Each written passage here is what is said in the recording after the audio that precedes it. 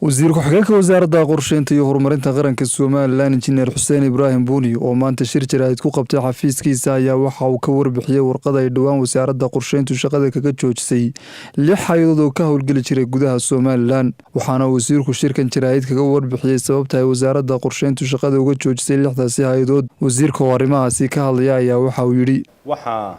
sida idin ku aragteen saxaafadda amaba bayaanka wasaaraddu ay soo saartay war saxaafadeedka ku cadayd waxa shaqadii laga joojiyay 6 hayadood oo hay'adaha samafalka ee wadanka Somaliland ka howlgalayay 6da hayadood oo magacyadoodu kala yihiin Somaliland Lifeline Organization,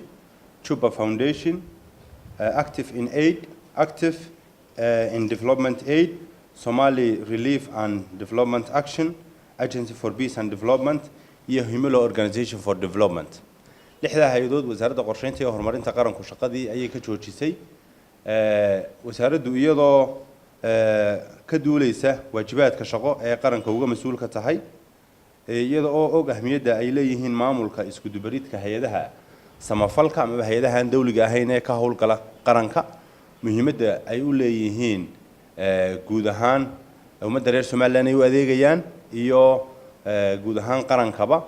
iyo ahmiyadda ay siinayso wasaaradda qorshayntu baaritaan muddo dheer ay wasaaradda qorshaynta iyo horumarinta qaranku iminka ay waday muddadii 2 bilood ku dhawaada ay waday waxa runtii ay wasaaradda ay go'aamisay inay 6da hayadood shaqadii ka joojiso ruqsadiina kala noqoto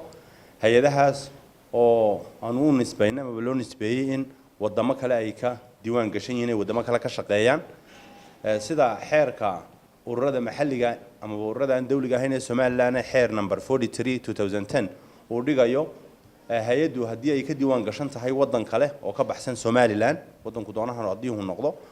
hay'adaasi waxaynu u aqoonsanay inay tahay hay'ad international sida caalamigaba hay'adii hadii wadan si maxalli ah uga howl gasho wadan kale maxalli uga ma noqon karto marka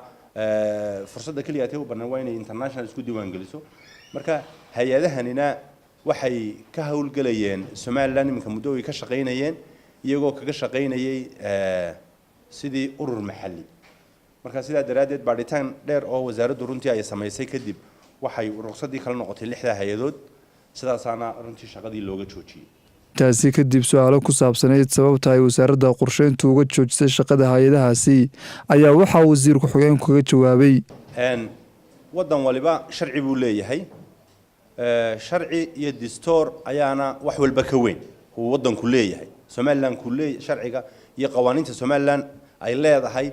annaga la noo igmaday inaan ku ilaalino ku dabaqno wasaaradda qorshayn ahaana annaga hay'adaha runtii diiwaan gelina ka shaqaysiina la shaqayna si dhowna xiriir dhow la leh marka lama kuma noqonayo oo waxaan ugu noqonayn wadan waliba shuruucda uu leeyahay hay'adu markay iska diiwaan gelinayso waxay ballan qaaday inay shuruucda iyo qawaaniinta iyo xeerarka wadanka u yaalay inay u hoggaansamayso waxba xiriir lama laha walaal waxaan ku sheegay inay iminka in muddo aba wasaaradda qorshayntu baaritaan ay waday taasoo runtii shaqooyinka qaranka ay uga mas'uulka tahay marka hay'adahanina Soomaaliya kama shaqeeyaane wadamo kale oo ay qaar ka jiraan way ku jiraan marka Soomaaliyana inagu waxaynu u naqaanaa wadan kale oo wadamadan aynu darisyadana aan dariska nahay inoo lamida oo lamida marka wax xiriiro ay wax lugo ay ku leedahay arrimaha aad sheegtay waxba kama jiraan